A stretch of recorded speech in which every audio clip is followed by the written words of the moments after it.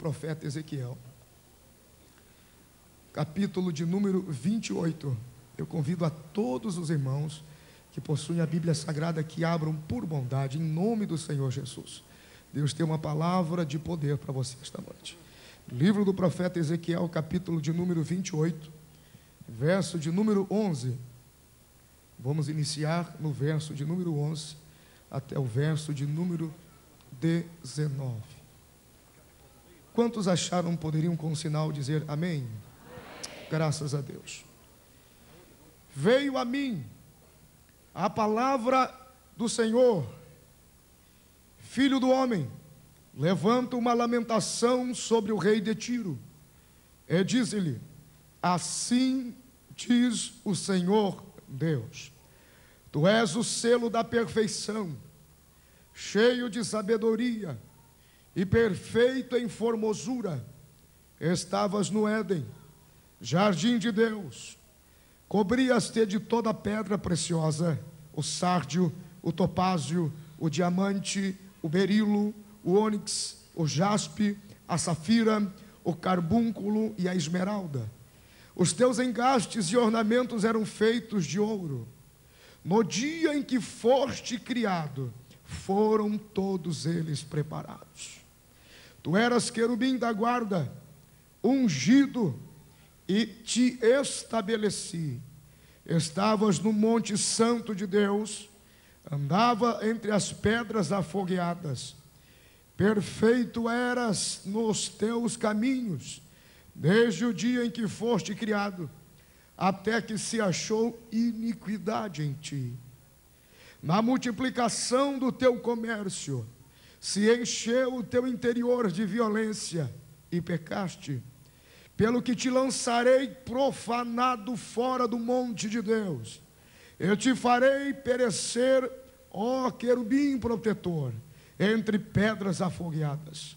Elevou-se o teu coração por causa da tua formosura, corrompeste a tua sabedoria por causa do teu resplendor.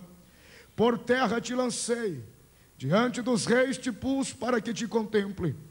Pela multidão das tuas iniquidades, pela injustiça do teu comércio, profanaste os teus santuários. Eu, pois, fiz sair do meio de ti um fogo que te consumiu, e te tornei em cinza sobre a terra, aos olhos de todos os que te contemplam. Todos os que te conhecem entre os povos estão espantados de ti. Chegaste a um fim horrível, e não mais existirás. Apesar da forte expressão do texto, quantos podem dizer amém, porque é a palavra de Deus? Este amém não foi por acreditar nesta palavra. Vamos tentar de novo. Quantos podem dizer amém, porque é a palavra de Deus? Amém. Fazem 5 anos que nós assumimos o compromisso de pregar no ministério itinerante. Embora estamos na igreja há 22 anos e vimos de um ministério de 16 para 17 anos. Deus, na sua infinita bondade e misericórdia, tem nos permitido ver coisas muito fortes com relação à sua igreja, ao seu reino e à sua palavra. Em toda a minha vida eu insisti com Deus, dizendo: Deus, se for para chegar lá e dizer o que todo mundo diz, não se faz necessário que o Senhor me levante. Não se faz necessário que o Senhor invista tanto em minha vida. Há outros capazes, há outros melhores. Ser um bom orador, um bom pregador é fácil. Agora, ser um profeta de Deus exige um pouco. E Deus nos cobra muito. E as coisas não são fáceis. Não é uma vida de estrelismo, não é uma vida de sucesso, é uma vida de isolamento, é uma vida de silêncio, é uma vida onde Deus te pega de surpresa e lhe mostra coisas que lhe assustam e lhe tiram sono durante a noite, e por mais bonito, nobre, chique que seja o hotel, a cama se torna de pedra, o travesseiro de espinhos, e tua alma só encontra repouso depois que os joelhos se prostram diante de Deus. Em nome do Senhor Jesus, esta noite, irmãos, Deus vai derramar sobre a tua vida, ministrar sobre a tua alma algo inesquecível. Todos os que vieram a este congresso esta noite, Deus vai literalmente tomar em tua mão direita, vai dizer para você: não temas, e vai mostrar o quanto Ele te ama. Em nome de Jesus, o céu será o limite para a glória de Deus. Glória a Deus, glória a Deus, louvado seja o nome do Senhor. Orando a Deus na tarde deste dia, já há alguns dias eu venho meditando sobre esta palavra e pedi ao Senhor que me desse uma revelação diferenciada. Eu não sei se você gosta de ler a Bíblia. Já existe uma pesquisa aí que a Bíblia está em último lugar na opção de leitura e devocionais da vida de alguns crentes. Quero crer que este ibope não passou por aqui, glória a Deus. Mas a Bíblia Sagrada, ela dá-nos a condição de subsistir, de existir, de viver, de continuar caminhando para o céu e não ser sujeitos às sombras de variações desta vida. A Bíblia, ela acrescenta a nossa fé. A palavra de Deus, ela alimenta a nossa alma. A palavra de Deus, ela nos traz convicções firmes sobre as coisas celestiais de Deus. Todo homem e a mulher que tem o seu coração e os seus olhos voltados à palavra de Deus, com certeza, ele sempre estará mais perto de Jerusalém do que os demais. As pessoas da igreja são diferenciadas e são separadas em dois sentidos apenas: os que conhecem a Bíblia e os que não conhecem a Bíblia. Glória a Deus. E a Bíblia, ela é sempre assim. Quando você lê a Bíblia com uma certa rotina e uma certa constância, você pode lê-la por um texto por 100 vezes. Por exemplo, eu gosto muito de pregar sobre os evangelhos, e para tanto eu os li 112 vezes. É uma opção que eu fiz para conhecê-los e buscar um pouco mais. Amanhã vamos estar falando um pouco sobre os evangelhos. Mas é sempre uma surpresa. Você pode ler um texto bíblico por 100 vezes. Na 100ª vez, Deus toma a sua mente, toma o seu coração e diz: pare um pouco aí que eu vou lhe revelar coisas firmes que você não sabe, mas que são necessárias e são poderosas. Foi exatamente assim que aconteceu aqui no livro do profeta Ezequiel, no capítulo de número 28. É bem verdade que o livro do profeta Ezequiel, ele é um livro de difícil interpretação. Nos exige muito, dado aos seus tipos, às suas figuras e aos seus símbolos. Mas eu quero, em nome do Senhor Jesus, entregar tudo que Deus, na tarde deste dia, derramou no meu coração. E eu não venci a anotar algumas coisas aqui, porque se os irmãos não descobriram, daqui a pouco vão descobrir. Eu tenho uma grande dificuldade de raciocínio, então quase tudo que falo eu preciso escrever. Mas Deus vai nos ajudar. Veja só uma coisa. Aqui no capítulo de número 28 do livro do profeta Ezequiel, alguns capítulos mais atrás, a partir do capítulo 26, não precisa folhear a sua Bíblia, não tire a sua atenção daqui, que eu vou folhando e mencionando aqui para você, capítulo 26, 27 e 28. Agora, Ezequiel dá início a uma rotina de profecias. Primeiro, contra uma cidade, ou contra uma região, ou contra um porto, ou contra um local de comércio chamado Tiro. Depois, Ezequiel, ele muda sensivelmente a voz profética e a direção que Deus lhe dá para profetizar, não mais agora sobre a cidade de Tiro, mas possivelmente, e a história diz que existiu um certo rei que estava sobre Tiro. No capítulo de número 26 e 27, as referências sobre Tiro, ou sobre o rei de Tiro, são algumas referências não muito profundas e não tanto destacáveis, que não fazem jus a uma chamada de atenção em particular quando lemos a Bíblia. Mas no capítulo de número 28, a partir do verso de número 11 até o verso de número 19, a palavra profética que antes era para a cidade de Tiro, agora ela é redirecionada ao rei de Tiro. E automaticamente, sensivelmente no texto, nós percebemos que Deus agora, ele vai além da palavra profética direcionada para este rei de Tiro. Deus, de alguma maneira, sensivelmente, ele deixa transcender, ele deixa transparecer sensivelmente na sua profecia, que Deus agora abre mão da figura carnal, física, real, de trono daquele possível rei de Tiro, para falar como que da além do seu trono, para falar como da além das verdades, para falar como da além que aquilo, da além de tudo aquilo que apenas se via com o exterior. Deus adianta um pouco mais no mundo espiritual e faz algumas denúncias importantes que vão nos alertar esta noite de algo incrível que está rondando as nossas vidas e impedindo a plenitude da bênção e da glória de Deus. Desde ontem estamos pregando aqui sobre Deus, derrama sobre nós o seu Espírito. Deixa eu lhes dizer uma coisa, Deus tem um grande compromisso, e Deus tem muita vontade em fielmente, rigorosamente derramar sobre nós o seu Espírito. Ele quer, Ele quer, Ele quer, mas para tanto Ele quer que nós, a partir de hoje, damos início a rever algumas fontes originárias de poder, que deste poder irá vir sobre nós. Nós estamos correndo um grande risco de estarmos equivocados com alguns valores de nosso culto, de nossa vida, de nosso relacionamento em casa, com a família, com a igreja, com os valores genuinamente cristãos, e talvez não estamos nos tornando plenos e aptos à altura de sermos totalmente cheios da glória e do derramar do Espírito Santo de Deus. Mas eu vou lhe dizer uma coisa, tudo, irmãos, mas tudo aquilo que até o dia de hoje insistiu, teve a capacidade de resistir sobre a tua vida, para que você não tenha esperança, nem futuro e nem felicidade, hoje é o dia que isto vai terminar, e Deus vai derramar sobre a tua vida do seu Espírito. Bendito seja o nome do Senhor. Então se prepare para ser cheio de Deus. Hoje é a vitória de Deus sobre a tua vida. Glória a Deus, bendito seja o nome do Senhor.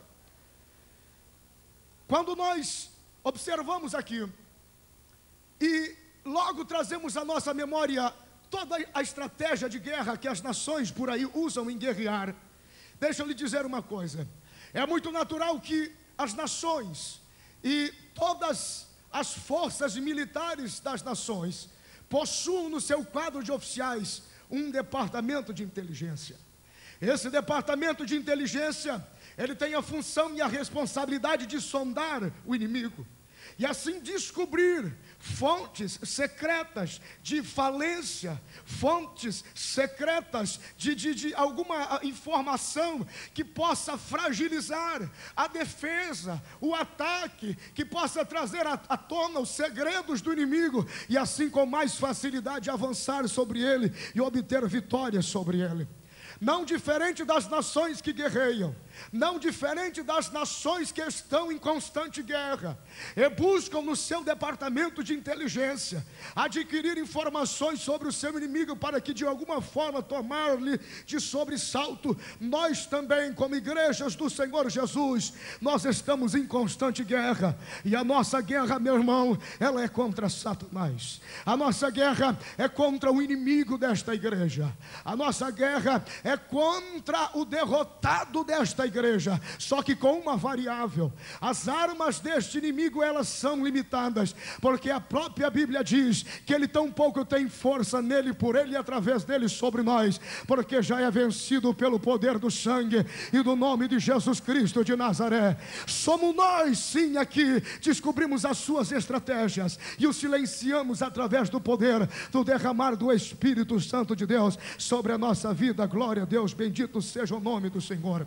Deixa eu lhe dar uma boa notícia já de antemão: todas as vezes que você trazer a sua memória, a sua mente, a sua alma, a aflição da opressão do inimigo da felicidade, do inimigo da vitória, do inimigo da esperança, do inimigo do futuro, saiba de uma coisa: o diabo, nosso adversário, ele não tem nele, por ele, nele, dele, através dele, poder para tentar contra a sua vida. Ele não tem poder para atentar contra a sua vida. Por que, pregador? Porque a Bíblia nos diz que ao nosso redor existe um anjo. Glória a Deus. Nós temos ao nosso redor um anjo, e ele acampa ao nosso redor, e ele nos guarda, e ele nos livra. Porém o diabo está ao nosso derredor, bramando como leão, procurando a quem possa tragar. Ah, pastor, mas eu tenho sido alvo das aflições deste inimigo, eu tenho sido alvo das setas deste inimigo. Deixa eu lhe dizer uma coisa: ele não tem poder para te acusar, ele não tem poder para te oprimir, ele não tem poder para te ameaçar, a não ser que você libere poder para ele, para oprimir a sua vida. À medida que você libera o poder das suas fragilidades, à medida que você libera o poder da sua fragilidade em mente, em coração, em alma, à medida que você proporciona um ambiente, uma atmosfera que caracteriza os seus valores, as suas vontades, valores e vontades dele, ele se aproxima, toma estas fraquezas e começa a oprimir você. E são estas fraquezas que nós vamos fechar nesta noite, porque vamos estar com o anjo do Senhor. A vitória nossa, o Espírito vai ser derramado esta noite, e a plenitude de Deus não será mais história na sua vida, mas será prática a partir de hoje, em nome de Jesus. Quantos entenderam até aqui, diga glória a Deus. Nós não precisamos de estratégias, ele já é vencido, mas Deus ainda assim nos dá uma boa informação. Existe uma informação por aí, uma expressão que diz assim: conhecimento é poder. Quantos já ouviram esta frase? Levante a mão, deixa eu ver. Quem gosta de ler já se encontrou com isto. Conhecimento é poder. Em outras palavras, conhecimento aqui é a palavra de Deus. Deus está dizendo: quer poder sobre o teu inimigo, quer poder sobre o pecado, quer poder sobre a tua vida, quer poder sobre o mundo, conheça a palavra de Deus, conheça a palavra de Deus, leia a palavra de Deus, absorva o poder que há nesta palavra, porque o conhecimento desta palavra é poder para vencer o teu inimigo. Vamos então entender o que é que acontece aqui no capítulo de número 28. Olhando para o texto, encontramos aqui a profecia, como já disse, de Ezequiel para Tiro e depois para o rei de Tiro. Até o capítulo de número 28, existe uma conotação, existe uma direção, existe uma expressiva. No capítulo de número 28, do verso 11 a seguir, Ezequiel é interrompido por Deus. Deus redireciona, muda o tom, muda a tonalidade, muda a direção da profecia, para que de alguma forma nos denunciar aqui algo importante que precisamos saber esta noite para uma plena vitória espiritual. Veja só, quando Deus dirige a palavra para Ciro é uma coisa, agora Deus, a partir do verso de número 12, ele começa a falar com uma coisa que não estava presente e não estava vivo diante dos olhos de Ezequiel. Ezequiel estava vendo a cidade de Tiro, Ezequiel estava vendo o possível rei de Tiro, mas agora Deus começa a falar de alguém que estava transcendente àquele trono, que estava muito além daquela realidade de Ezequiel. Deus começa a falar literalmente com o poder que estava por trás das mazelas, das destruições, das vergonhas, das debilidades, das fraquezas, dos pecados, das farsas, dos perigos de Tiro e do rei de Tiro. Deus vai além. Ezequiel olha para Tiro, Deus olha, vai mais longe e diz: Ezequiel, é mais do que você está vendo. Diga para ele que ele é o selo da perfeição, cheio de sabedoria, perfeito em formosura. Meu Deus, não poderia ser Tiro. Deus não poderia estar falando a respeito do rei de Tiro.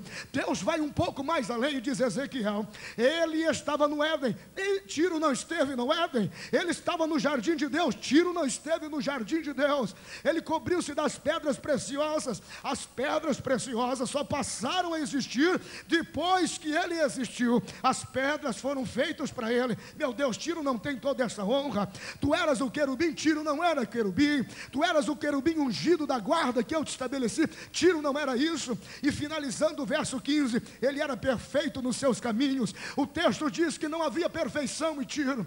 O texto diz que não havia perfeição nos seus comércios. O texto diz que não havia verdade, não havia santidade, não havia genuinidade, não havia nos seus comércios. Deus não podia estar falando sobre Tiro. Deus estava falando sobre o poder que estava transcendente da lei, por trás do trono do rei de Tiro. O que quer dizer isso esta noite? Nem sempre aquilo que nós vemos com os olhos e que exteriorizam aquilo que parece ser é de fato no mundo espiritual de Deus. E se prepare, porque essas verdades são duras, são firmes e são verdadeiras. Muitas vezes você não sabe por que é que Deus muda a palavra. Muitas vezes você não sabe por que é que Deus redireciona a palavra. É porque Deus vê o mundo espiritual, e eu e você fomos convidados também, não para estarmos escravos de um mundo terreno, mas as batalhas espirituais são travadas e vencidas nos espaços siderais, nos mundos espirituais. Fique tranquilo, é no mundo espiritual que hoje o inimigo da tua alma vai ter que saber que nós somos lavados, remidos pelo sangue de Jesus, e nós vamos ser cheios do derramar do Espírito esta noite, queira Ele ou não. Aleluia! Nem sempre aquilo que você olha com os olhos parece. Você precisa ter uma mente espiritual. Você precisa ter olhos espirituais. Deus nesta noite quer nos levar atrás do poder do trono. Aleluia! O que é que nós buscamos esta noite? O que é que nós buscamos desde a noite de ontem? O que é que nós buscamos pela vida toda? Poder. Não é uma coisa muito natural, porque a busca pelo poder é algo antigo já para todos os homens. Mas o poder que esta igreja tem, o poder que esta igreja busca, o poder que esta igreja recebe, o poder que esta igreja concebe, não é como o mundo recebe, não é como o mundo possui. O poder que nós recebemos não é para dividir, para juntar e acrescentar e dar o crescimento. Glória a Deus. O poder que nós recebemos é o poder que vem de Deus. O poder que nós recebemos é o poder das coisas santas, que vem de um lugar santo, que vem de um ser santo, que vem de verdades santas, que flui por palavras santas, que manifesta-se por atitudes santas. É este poder que nós buscamos, é este poder que nós vamos receber esta noite. Agora, o que é que nós somos desafiados e chamados a atenção na noite de hoje? Deus nos desafia e nos convida a redescobrirmos a fonte original do seu poder. Bendito seja o nome do Senhor. Deixa eu lhe dizer uma coisa. A história diz que existia um rei em Tiro, mas no versículo 11, Deus denuncia que o que estava por trás dele denunciava a sua ruína e denunciava a sua queda. Isto é uma coisa extremamente verdadeira, que nunca poderá ser apagado. Irmão, fique tranquilo, aquilo que pode parecer não é diante da santidade do mundo espiritual de Deus. E no tempo determinado, Deus vai arrancar as máscaras de Tiro desta vida, e todos saberão que o que estava por trás era pior, mas estaremos escondidos com Deus. Glória a Deus. Deixa eu lhe trazer algumas ilustrações para você entender o que é que eu quero lhe dizer neste primeiro momento. Quantos se lembram do ditador chamado Hitler? Adolf Hitler, no ano de 1930, ele assume o poder, um poder insaciável, dominador, macabro, destruidor, para que pudesse de alguma forma tomar todo o domínio e o controle na Segunda Guerra Mundial, custasse o que tivesse custar. Ele mata milhões de judeus para de alguma forma assumir o controle da Segunda Guerra Mundial. Preste atenção. Rússia, Stalin também dá o seu show de horror, também dá o seu show de destruição, e ele mata milhares e milhares de pessoas, dizendo que eles eram nada mais ou nada menos do que inimigos do Estado. Veja só que coisa terrível. O que mais que temos aqui? Recentemente, agora nos anos 70 e 80, lá na Uganda, o general Idi Amin, ele derrubou o seu presidente, e então ele iniciou 8 anos de terror, de massacre, matando mais de 300 mil pessoas, até que então se levanta um exército contrário e o expulsa no ano de 1979. No mesmo ano de 1979, Saddam Hussein assume o controle do Iraque, e para que de alguma forma ele pudesse estabelecer o seu dito, o seu edito, a sua força, o seu domínio, a sua ditadura, ele toma a mão de armas químicas e passa a matar os seus próprios irmãos, e assim ele assassinou milhões de pessoas para se autoafirmar em poder e em crueldade.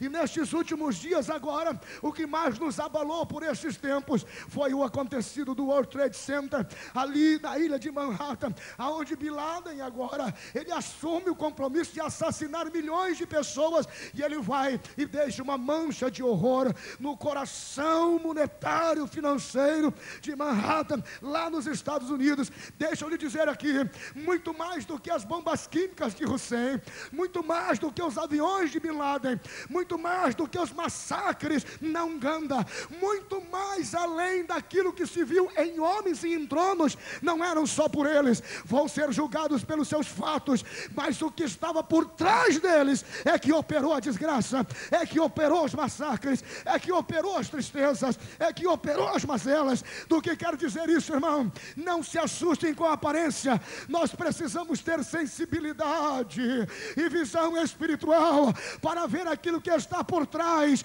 É muito fácil lutar, conquistar pela frente, mas nós não fomos chamados para lutar em terra, nós fomos chamados para lutar no mundo espiritual. Por isso precisamos conhecer o mundo espiritual. Se prepare para a vitória de Deus esta noite.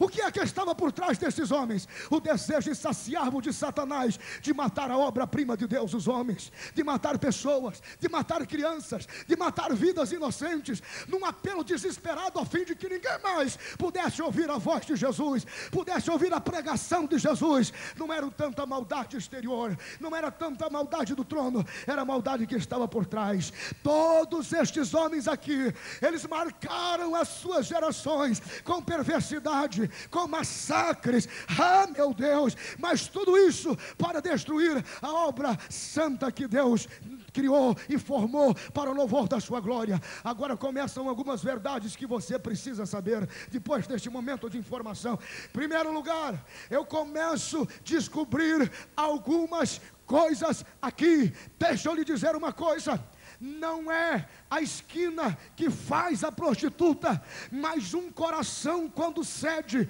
às mazelas e aos desejos do diabo, se torna o palco de pecado, de desgraça e de opressão. Não é a mesa de bar que faz o caçacheiro, mas a abertura de brechas sensíveis para culto, as vontades e as características do diabo produzem um escravo dos vícios e um pecador. Do que estou dizendo isso?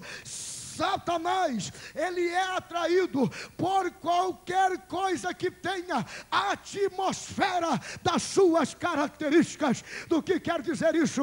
Tudo aquilo que tenha cheiro, que tenha memória, que tenha referência, que tenha característica de pecado, de maldade, de carne, tudo aquilo que tem conotação e cria um ambiente bem-vindo de atmosfera para o diabo, ele se aproxima dali, ele se aproxima desse coração, ele se aproxima daquela mente e começa a reinar. E quando menos espera, era um bom crente, era uma boa moça, era um bom menino, era um bom obreiro, era um bom auxiliar, era um homem de confiança, era uma mulher do círculo de oração, mas criou no seu coração, criou na sua mente uma atmosfera, um clima de bem-vindo aos sentimentos do inferno, de bem-vindos ao sentimento do diabo. Irmão, assim que como quando você prepara o teu coração para as coisas espirituais,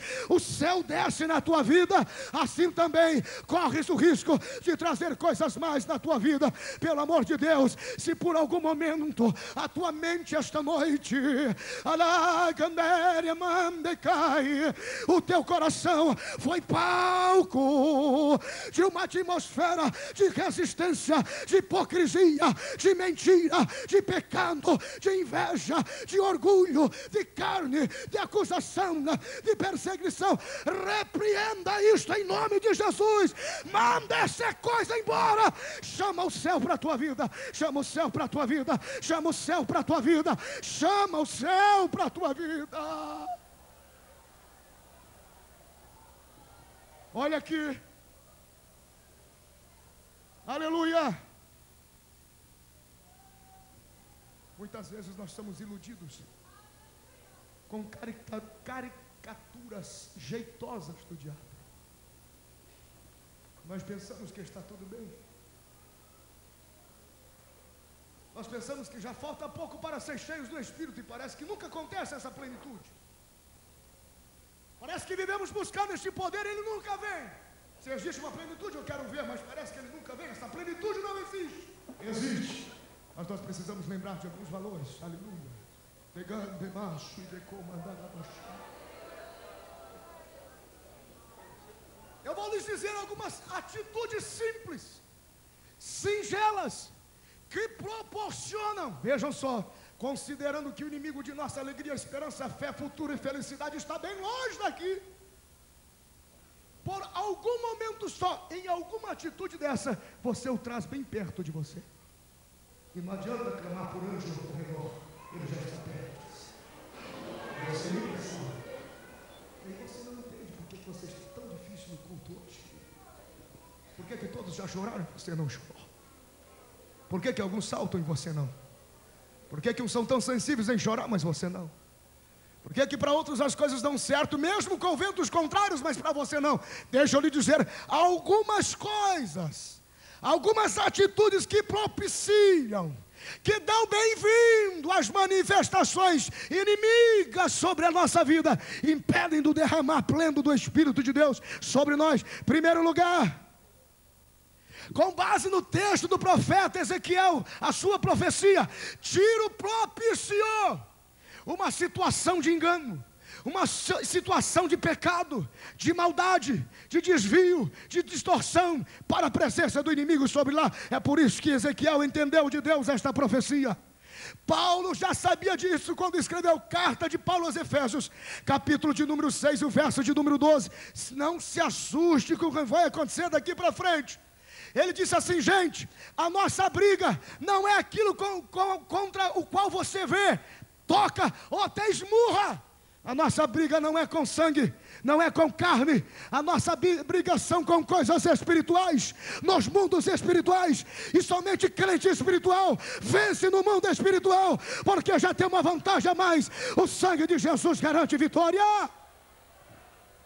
Mas aqueles que não conhecem o mundo espiritual, ele briga com o sangue e com a carne. Por que Paulo disse isso? Porque existiria a condição do inverso. Existem aqueles que são espirituais, mas existem aqueles que são extremamente sanguíneos, e não na condição de fraude, mas sanguíneos e carnais, e querem resolver tudo no sangue e na carne. Veja só, deixa eu lhe dizer uma coisa. Primeira coisa, nítida, fácil, singela, simplória, que aproxima de nós a presença do inimigo, da nossa vitória e da nossa plenitude. Primeiro, desunião.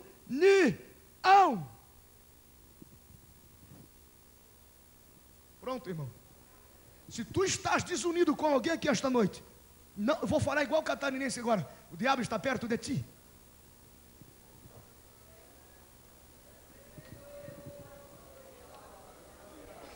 É muito simples. Se você queria o quê? Que ele ia aparecer com 2 chifres babando enxofre pela boca, te assustando, você ia sair correndo. Ele chega de mansinho e vai dividindo o teu coração, a tua vida, o teu ministério, o teu círculo de oração, a tua chamada, a tua família, os teus filhos, o teu lar, porque ele sabe que união é sinônimo de avivamento, desunião é sinônimo de morte. Sai para lá, morte, seja queimado pelo sangue de Jesus.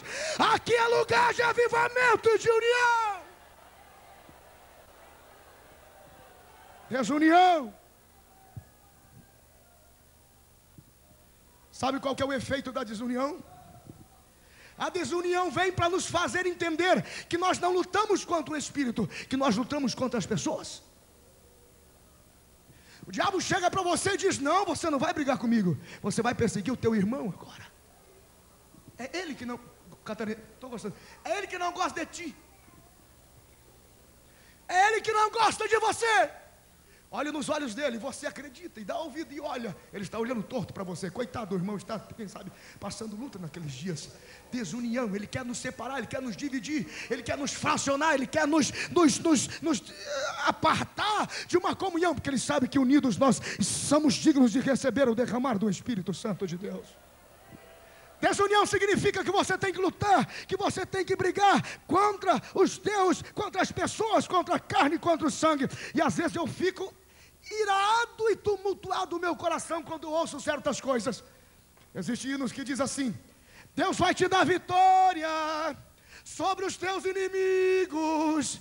E muitas vezes, pastor Nilton, o inimigo desse irmão está sentado no mesmo banco que ele. E você ainda diz assim: mostra para ele, Deus, quem é que manda.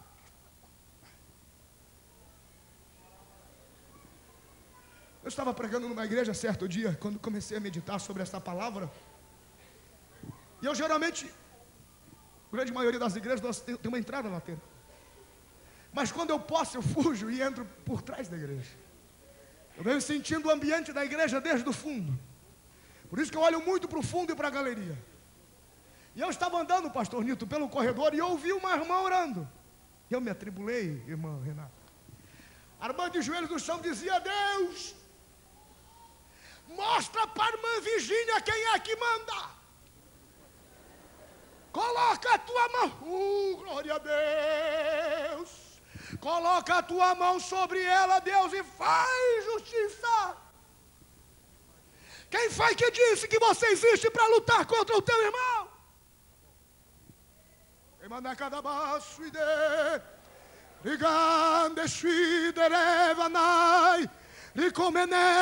É isto que ele quer que nós pensamos, que é mais fácil oprimir, perseguir, matar o nosso irmão do que resisti-lo. Mas hoje ele vai sair daqui desorientado. A nossa luta não é contra o nosso irmão. Com o nosso irmão nós doamos perdão, nós perdoamos, nós abraçamos. É ele que tem que correr. O nosso irmão fica e vamos juntos para Jerusalém.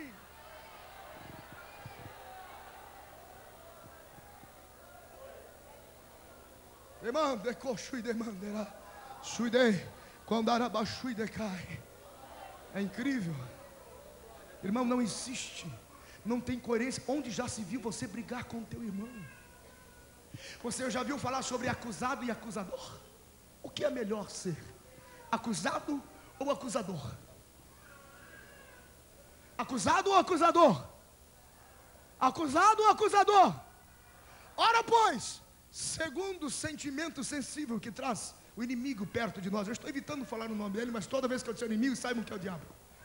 Que traz ele perto de nós. Assumimos a condição de acusadores contra o nosso irmão. Cai. Irmãos, você pode saber da pior das notícias. Não acuse, pelo amor de Deus, porque isto não procede do Senhor. Dobra os teus joelhos e abençoa. Deus tem outro jeito de tratar com ele. Mas não acuse. Não aponte o teu dedo, não se torne um acusador. O sangue de Jesus tem poder sobre a nossa vida. Aleluia. Acusador. A Bíblia diz que o diabo vem para matar, roubar, destruir. Ele é acusador. Mas a Bíblia também diz que Deus é o nosso advogado. Ele nos defende, Ele nos ajuda, Ele nos... Se Deus defende e o diabo acusa, quando você acusa, que espírito que está sobre você?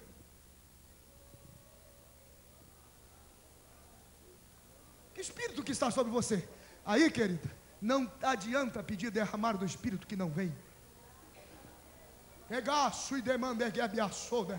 Irmão, ser crente é coisa séria, irmão. Ir para o céu é coisa séria. Mundo espiritual é coisa séria. Irmão, nunca acuse. O lugar do acusador é lago de fogo, condenação eterna, morte eterna, desgraça eterna, vergonha eterna. Mas o acusado sempre vai ter o sangue para perdoar, o amor para receber, a misericórdia para conceber, o abraço do Pai para justificar. Não acuse, mande esse infeliz embora da tua vida. Ore pelo teu irmão. Todas estas atitudes propiciam a aproximação do inimigo perto de nós. E você não quer perto de você, você o quer longe de você. você o quer distante de você. Desunião, acusação.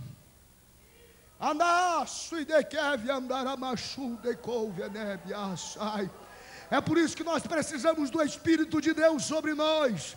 Ele nos ajuda a ver o mundo espiritual. Glória a Deus, glória a Deus, glória a Deus.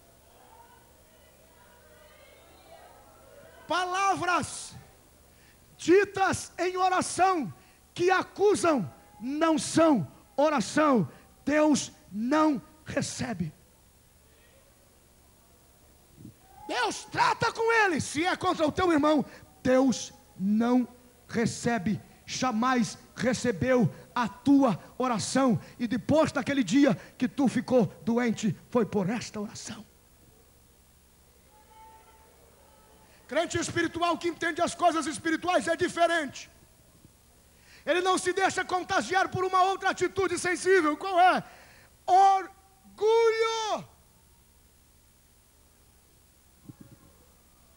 O crente que persegue, divide e prega desunião, que tem a mania de acusar, ele é extremamente orgulhoso. E orgulhoso não é aquela satisfação por ter, por ser, por possuir. Orgulhoso é aquele sentimento que divide o teu coração, te envergonha e te faz pior do que o próprio diabo. Sabe por quê?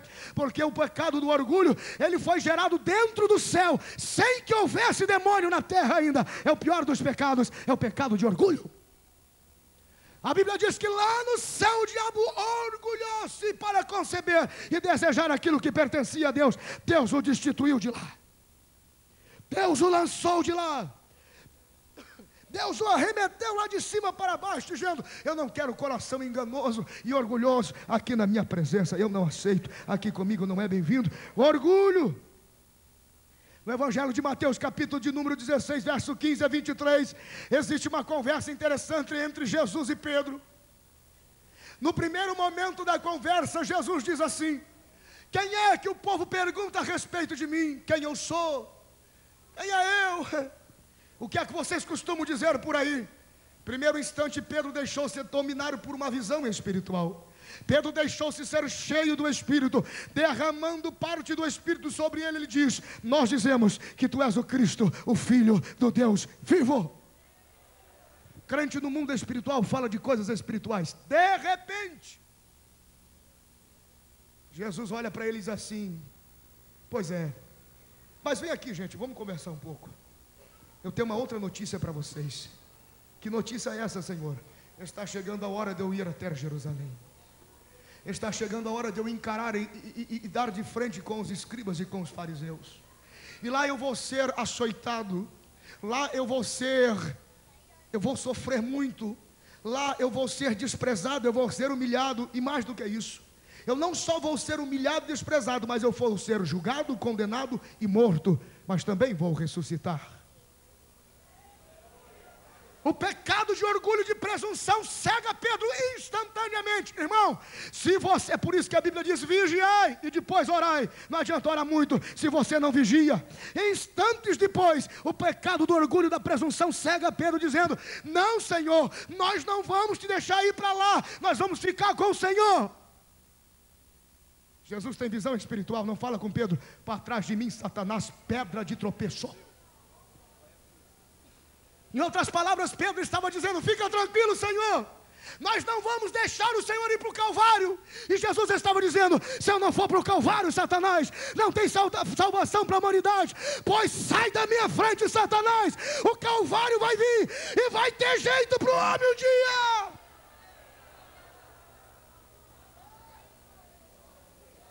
O pecado de orgulho é administrado da seguinte forma: o diabo te faz dizer coisas certas na hora errada. Tu te tornas conveniente. Tu te tornas muito ligeiro, muito rápido em ajeitar as coisas. Escute uma coisa: nem toda boa ideia é ideia de Deus. Tive uma ideia, pastor. Cuidado, pastor. Pastor, tinha uma ideia com o obreiro. Cuidado, pastor. Com estas ideias, nem toda boa ideia é ideia de Deus. A presunção e o orgulho, quando dão lugar e evasão, elas tomam a situação, parece correta, politicamente correta, mas a hora é errada. Pedro não soube administrar, deixou-se dominar. Jesus não quis dar partido, ele disse: Satanás que está atrás de Pedro, sai daí, pedra de tropeço, vou para o Calvário sim, ninguém vai me impedir. Do que eu estou falando esta noite? Eu estou falando de coisas simples que impedem a plenitude da tua comunhão com Deus. Divisão dentro de casa, divisão no lar, divisão na família. Não adianta, não existe culto que justifique e que dê legitimidade no teu culto, no teu gesto, na tua adoração, se a tua vida é dividida, separada. Tu podes até estar passando por provas lá na tua casa com o teu casamento, mas você precisa entender que toda a dificuldade, toda a prova e todo mundo espiritual se vence no mundo espiritual, e a vitória no mundo espiritual é joelho no chão dizendo: Deus, não faz com ele, mas aquilo que está por trás dele. Deus, eu te ordeno agora que o diabo pare de cegar o meu irmão, que o diabo tire a mão da mente do meu esposo, que ele largue os meus filhos, que ele largue a minha irmã. Eu amo ela, nós somos um corpo unido do Senhor, pelo sangue de Jesus, pelo sangue de Jesus, e então desfrutar da plenitude do derramar do Espírito sobre as nossas vidas.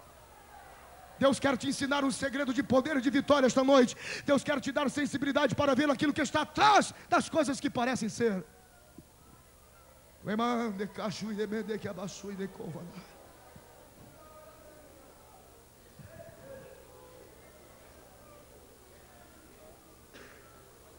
Vamos começar a melhorar um pouco as coisas, que parece que ficou um clima muito pesado.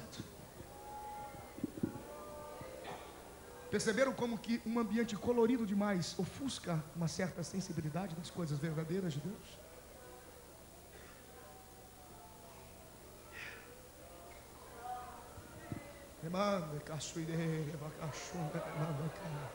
Irmão, você quer trazer o céu para perto de você hoje aqui?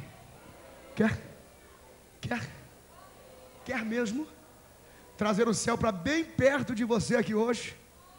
Sabe como que você ofusca, desmascara, envergonha, destrói, pisa por cima de todas essas astutas ciladas do inimigo da alegria, da esperança, do futuro e da felicidade?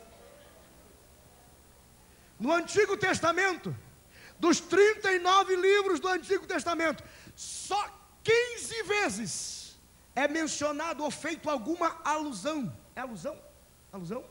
Alusão, mencionado, referenciado, dito, esboçado, expressado a respeito do inimigo das nossas vidas.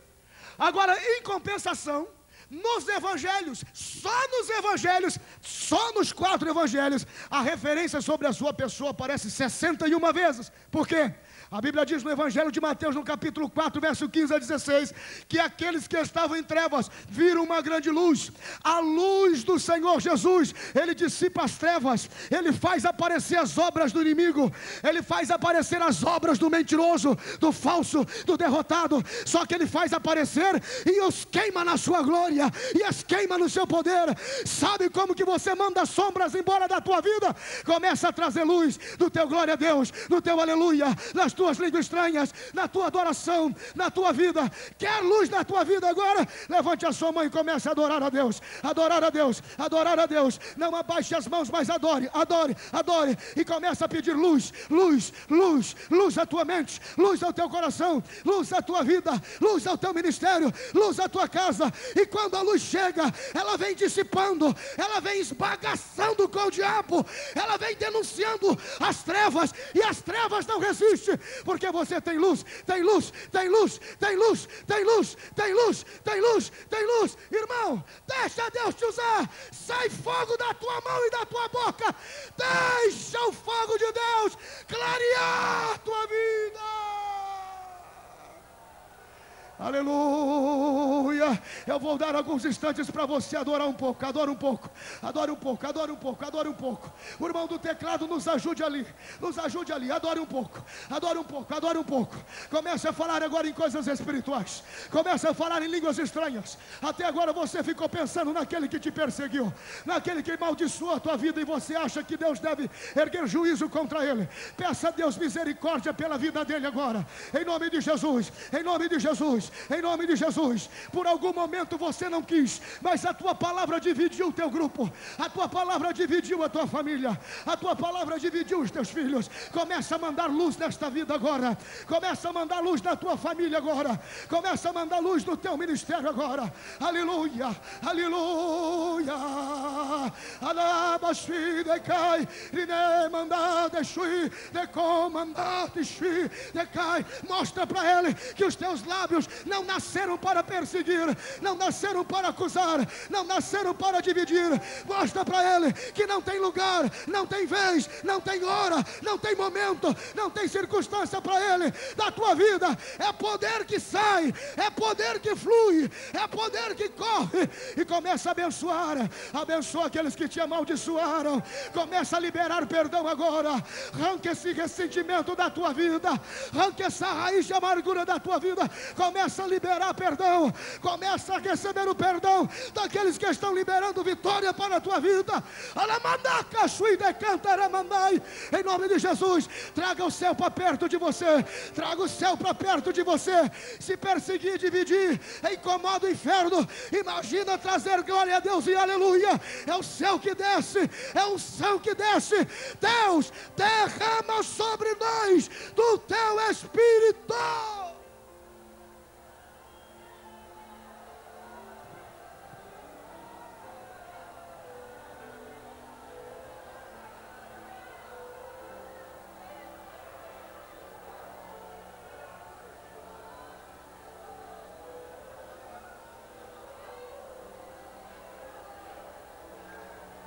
Aleluia. Deus já está derramando do Espírito ali atrás da nave da igreja. É unção, é unção, é unção, é unção, é unção, é glória, é glória. Irmão, o diabo não vai aparecer para você com chifres, espirrando bafo de enxofre para você. A Bíblia diz que ele já foi uma criatura espiritual. Ele não mantém esta origem, mas ele consegue ser inteligente ao ponto de cegar as nossas mentes e achar que o que está perto de nós é anjo de luz. Mas o que está em nós é um ciúme corroendo, é um ressentimento nos matando. Não liberamos perdão, não abramos, não amamos, não abraçamos, não construímos, não edificamos, não reconstruímos, só nos deixamos achar e encher de amargura e de tristeza. O sangue de Jesus tem poder. Mostra para ele que hoje você o descobriu. Aleluia.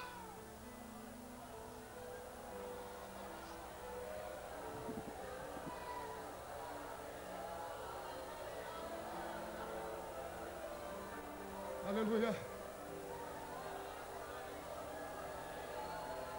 Somente os crentes sensíveis e espirituais começam a receber um derramamento vivo do Espírito Santo de Deus. Derramamento vivo, vivo, vivo, vivo do Espírito Santo de Deus. Comece a ter visões. Profetas comecem a serem tocados aqui esta noite em nome de Jesus. Eu quero determinar que raiz de amargura de mais de 30 anos comece a ser cortada agora pelo poder do nome de Jesus. Do nome de Jesus, do nome de Jesus. Tu não vais mais acusar, tu não vais mais perseguir. A alegria da vitória do teu irmão vai ser a tua alegria, vai ser o teu choro de contentamento. Aleluia. Vença a tua enfermidade hoje. Comece a liberar perdão, a liberar perdão, a liberar perdão. Se hoje ouvires a voz de Deus, não endureçais o teu coração. Deus está falando com a igreja de Blumenau. Sejais sensíveis à palavra de Deus e recebais do derramamento do Espírito Santo.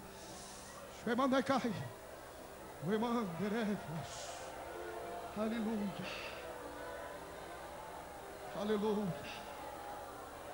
Sabe por que muitas vezes somos alvos fáceis das coisas carnais deste mundo e ele nos pega de surpresa, e quando menos esperamos, uma mente que era uma mente santa começa agora a desenvolver pensamentos, ideias terríveis, destrutivas, que fulminam, que destroem, que abatem, que arremessam desgraças e derrotas para a vida das pessoas. Sabe por quê? Porque para lutar no mundo espiritual é preciso de fé. Você precisa acreditar no mundo espiritual. Deus não vai derramar coisas espirituais sobre crente que não quer e que não abre mão de viver uma vida de carne e de sangue. Espírito Santo, coisas espirituais só vem para a vida de crente sensível, que sabe o que quer: ser diferente, ser diferente, ser diferente, ser corpo de Deus. Aleluia!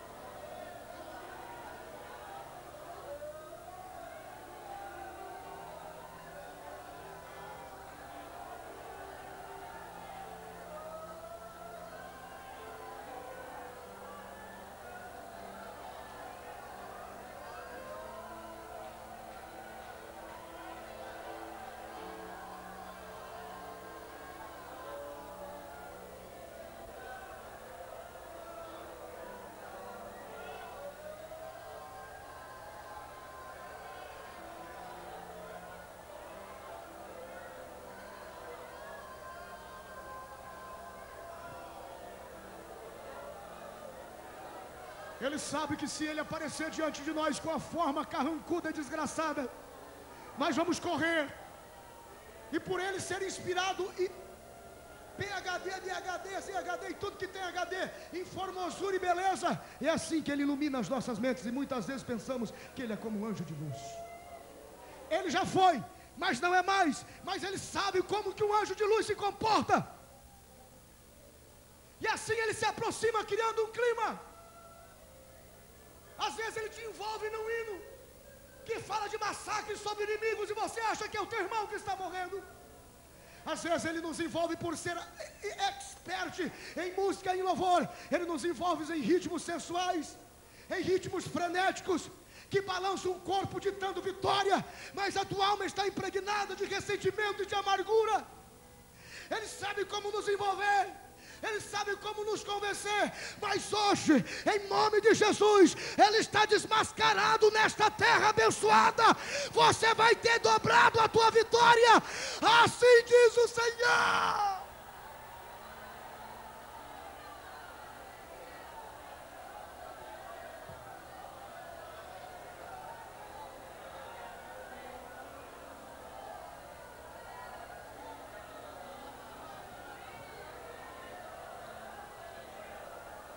Aleluia. Eu começo a concluir agora, escute o que eu vou te dizer. Eu costumo já ouvir muitas palavras sobre isso, sobre anjos, principalmente sobre adoração. E já vi pregadores disserem assim: os anjos louvam, os anjos exaltam lá no céu, os anjos cantam lá no céu. Irmão, escute uma coisa: só existe duas menções na Bíblia toda sobre tributo e louvor angelical. Primeiro foi no dia da criação.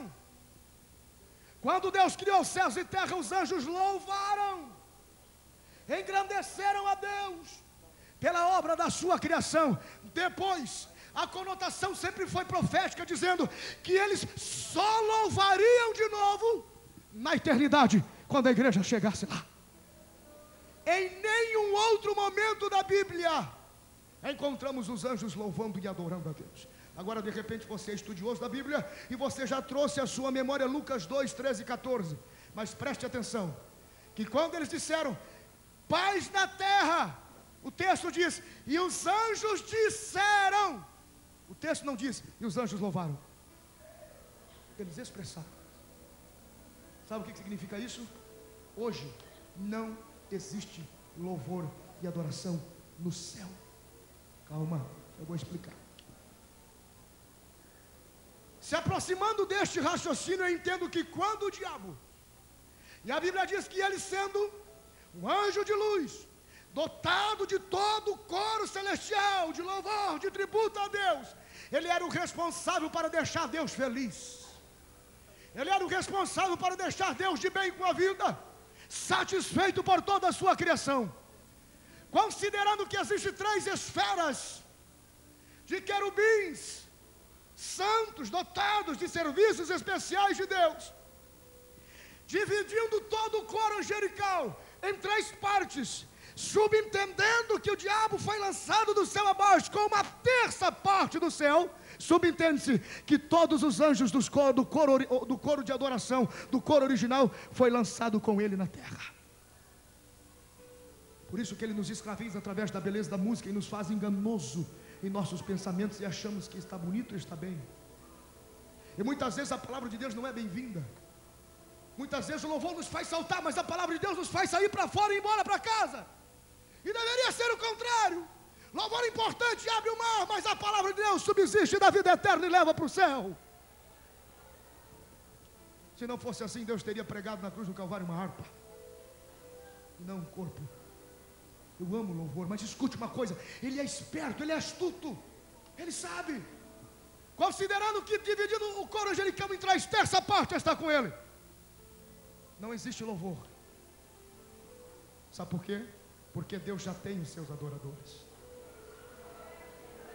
Quando o céu se silenciou, Deus buscou na terra um lugar para ser adorado, porque Deus ama a adoração, Deus ama o louvor, Deus ama ser reverenciado, Deus ama ser vivificado através dos lábios dos homens.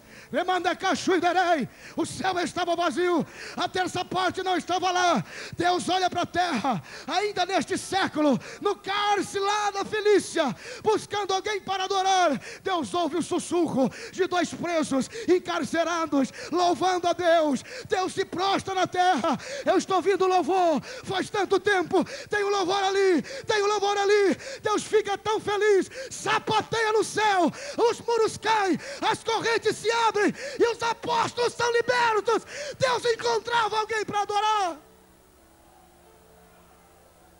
Hoje Deus não precisa procurar por aí, em terras longínquas e nem em presídios. Hoje Deus tem um povo que o adora. Esta igreja são os adoradores de Deus. O céu está em silêncio para ouvir esta igreja adorar, glorificar, exaltar, bendizer, enaltecer. E o diabo debaixo dos nossos pés tem que aceitar que o lugar dele agora é nosso. Nós somos os verdadeiros adoradores. Se isto é verdade, mostre para o teu Deus que valeu a pena acreditar em você. E adore Ele, adore Ele, adore Ele. O investimento foi muito caro, o investimento foi muito alto, muito alto, muito alto. O céu se silenciou. E o salmista no Salmo de número 68 diz que quando a igreja louva, adora, Deus se coloca de pé, se prostra para ouvir. E quando a igreja louva, a presença de Deus desce. Os inimigos saem correndo da presença de Deus, e nós vencemos pela glória, pela unção. A vitória é nossa.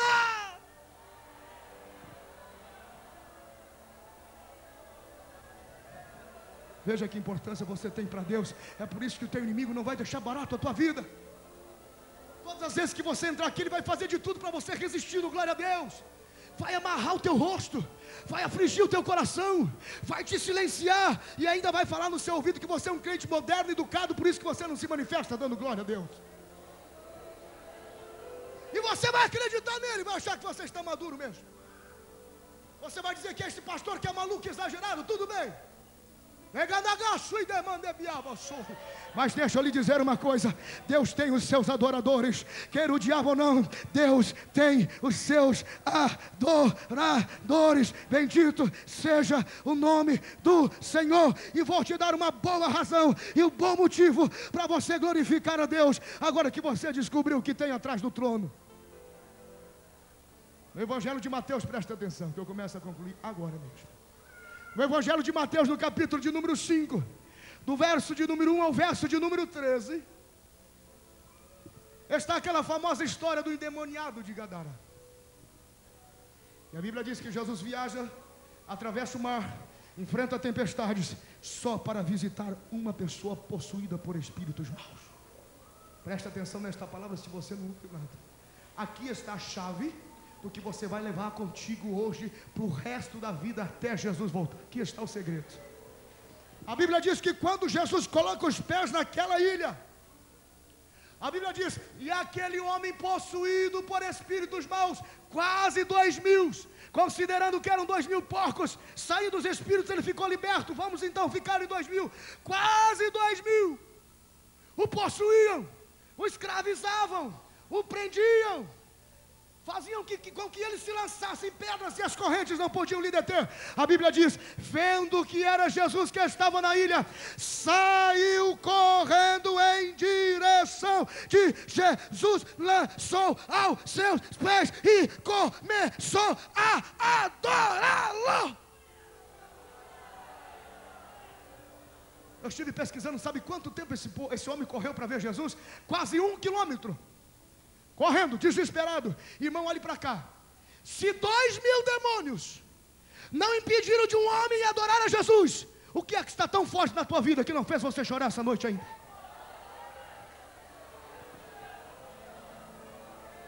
Que eu preciso saber o que é mais forte do que uma legião, para não te quebrar o coração, para tu não te prostrar e dizer: Deus, se não tem mais ninguém nesta terra, derrama sobre mim do teu Espírito. Eu quero, se você quer, fica de pé comigo, se prepare para ser cheio. Comece a adorar, comece a adorar. Comece a adorar, comece a adorar. O que é que está te impedindo de adorar? O que é que está te impedindo de ser sensível? Aquele homem se prostrou, se humilhou. Ele tinha tanta sede que não importou os anos de escravidão. Aquilo não impediu de adorar a Deus. Eu não posso crer que existe alguma coisa maior. Não, meu irmão, você foi chamado para ser um adorador e adorar em espírito e verdade. Então deixa Deus te tomar, deixa Deus te tomar. Traz o céu para perto de você, traz a glória para perto de você, traz a unção para perto da tua vida. É adorando, falando de coisas celestiais, falando de coisas santas, de coisas poderosas, de coisas espirituais. Só então você vai poder viver literalmente a expressão de Jeremias 29:11. Tenho para vós plano de paz e não plano de mal, e dar-lhe-eis esperança e um bom futuro, diz o Senhor. Quer esperança e futuro? Quer paz e não maldade? Então se prepara, o Espírito vai derramar sobre a tua vida. É isso que Deus tem para você. Se você quer e a tua fome é grande, sai do teu lugar e vem adorar o teu Deus aqui junto do altar. E neste gesto você está dizendo: Deus, eu estou aqui para te adorar. Derrama sobre mim o teu Espírito, derrama sobre mim a tua unção. Deus, eu quero abençoar a minha família, eu quero abençoar o meu ministério, eu quero abençoar o meu pastor, eu quero abençoar o meu círculo de oração. Tira esse negócio de achar que era você que deveria liderar, que você que deveria estar na frente. Deus tem o seu tempo, deixa Deus te tomar. Bota o teu inimigo para correr, em nome de Jesus. E à medida que você adora, eu profetizo milagres sobre a tua vida. À medida que você adora, eu profetizo que esta maldade, esta enfermidade que enraizou nos teus ossos, que enraizou nos teus nervos, comece a partir em retirada da tua vida, pelo poder do nome de Jesus. Do nome de Jesus, eu determino que você comece a sentir o fluir do Espírito, do perdão que está sendo liberado para a tua vida. À medida que você libera o perdão, a glória de Deus vai descendo, derramada sobre a tua vida. Aleluia. Irmão, não perca para 2.000 demônios. Você é maior do que isso. Você é santo, santo, santo. Aleluia. Como o teu Deus é santo. Em nome de Jesus, dá lugar. As pessoas que estão vindo enfermas, se preparem para abrir mão desta luta e desta dor. Esta enfermidade já não existe mais, porque o Espírito de unção, o Espírito de cura, o Espírito de poder está sendo derramado sobre a tua vida. Hoje você aprendeu, não se impressiona com quem está no trono. Deus vai te dar visão espiritual. Você vai ver quem é que está atrás do trono, vai botar ele para correr e a vitória será sua. Irmão, manda fogo nele e deixa Deus te tomar. Escuta o meu clamor, mas que o ar que eu respiro Vem, eu estou esperando mais gente vindo. Mais gente vindo, tem gente em pranto, tem gente gemendo, chorando. Eu estou achando coisa mais linda. Jovens aqui, jovens chorando, moças quebrantadas na presença de Deus. Moça, Deus vai honrar este teu sacrifício. Irmãs, Deus vai honrar você ter saído lá da galeria e vir aqui em braços chorar com as tuas irmãs, chorar com a tua família, chorar com os teus filhos. Chore. Você é um adorador, você é um adorador. O céu está em silêncio para ouvir a tua voz. O céu está em silêncio para Deus ouvir o teu clamor, para Deus ouvir a tua adoração. Não deixe Deus decepcionado. Surpreenda Deus, surpreenda Deus. Compadece dos filhos. Aleluia. Assim tu Aleluia, aleluia, aleluia. Enquanto você adora, Ele te visita. Enquanto Ele te visita, você recebe.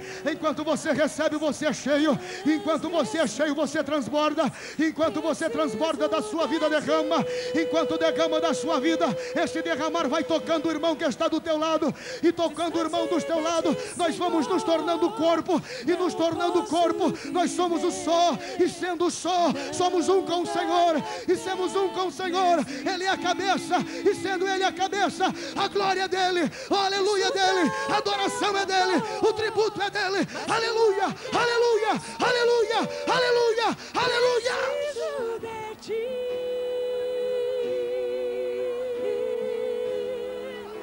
Distante de ti, Senhor, não posso viver. Não vale a pena existir. Escuta o meu clamor, mais que o ar que eu respiro, preciso de ti. Todos aqueles que têm sede de Deus, todos aqueles que querem viver um derramar pleno do Espírito, levante a sua mão direita comigo, por favor, em nome de Jesus, e feche os teus olhos. Querido Espírito Santo de Deus, o meu pulmão está cansado, a minha vida já está 19 dias falando a tua palavra. Agora não mais nas minhas forças que se foram, mas na tua força e na tua unção. Oh Espírito Santo de Deus, onde houver uma mão levantada, derrama sobre ele do teu Espírito. Seja cheio já.